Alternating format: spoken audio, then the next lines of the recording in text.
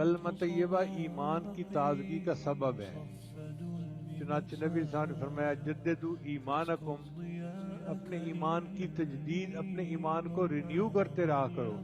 تو صحابہ کہتے ہیں ہم نے کویسچن کیا اے اللہ کے رسول کیف، ہم کیسے کریں؟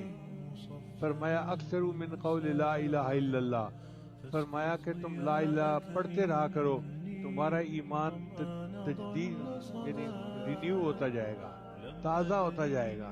تو یہ کلمہ انسان کے ایمان کو تازہ کر دیتا ہے۔ پھر کلمہ طیبہ جنت کی کنجی ہے۔ نبی صاحب نے فرمایا مفاتیح الجنت شہادت اللہ الہ الا اللہ، کہ لا الہ الا اللہ کہنا یہ جنت کی کنجی ہے۔ پھر مومن کی زندگی کا اول اور آخر کلمہ طیبہ۔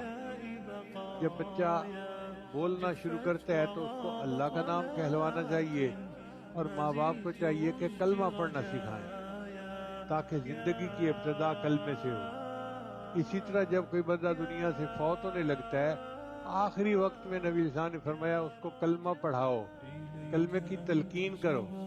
اب اگر وہ مرتے وقت بھی کلمہ پڑھ لیتا ہے اور اس نے شروع میں بھی کلمہ پڑھا تھا تو پوری زندگی کے گناہ اللہ اس کی وجہ سے معاف فرما دیتے ہیں، کیونکہ اس نے شروع میں اور آخر میں کلمہ پڑھا ہوتا ہے۔ اللہ تعالیٰ کے حبیب صلی اللہ علیہ وسلم نے ارشاد فرمایا کہ لیس من عبد یقول لا الہ الا اللہ مئۃ مرہ الا بعثہ اللہ تعالی یوم القیامت ووجہہ کالقمر لیلۃ البدر، کہ جو بندہ دن میں 100 مرتبہ لا الہ الا اللہ کا ذکر کرتا ہو، اللہ تعالیٰ قیامت کے دن اس کو اس حال میں کھڑا کریں گے کہ اس کا چہرہ 14ویں رات کے چاند کی طرح چمکتا ہوگا۔ آپ اندازہ لگائیے یہ کتنی عظیم عبادت ہے۔ دن میں 100 مرتبہ پڑھنا تو بہت چھوٹا سا عمل ہے۔